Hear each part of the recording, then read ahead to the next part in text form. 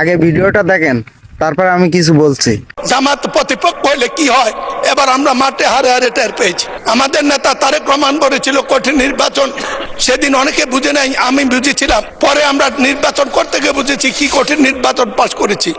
কিন্তু একটি সাহস ছিল মাননীয় স্পিকার, সেটা হলো আওয়ামী লীগের বিরুদ্ধে নির্বাচন তারা কি করবে জানতাম, কিন্তু সৎ লোকের শাসন। জামাত প্রতিপক্ষ হলে কি হয়, এবার আমরা মাঠে হারে হারে টের পেয়েছি। টাকা তারা ব্যবহার করে না, নির্বাচনে কোনো পক্ষপাতিত্ব করে না। ইনশাল্লাহ জাতির ভবিষ্যৎ উজ্জ্বল। এই জন্য জগন্নাথ ডেপুটি নেতা ডক্টর তাহেরকে নির্বাচনে জিতার পরে অভিনন্দন জানিয়েছিলাম। বলেছিলাম ফ্যাসিস্টদের বিদায়ের পরে কেউ যদি সবচেয়ে আলহামদুলিল্লাহ বলা উচিত সেটা আপনারা।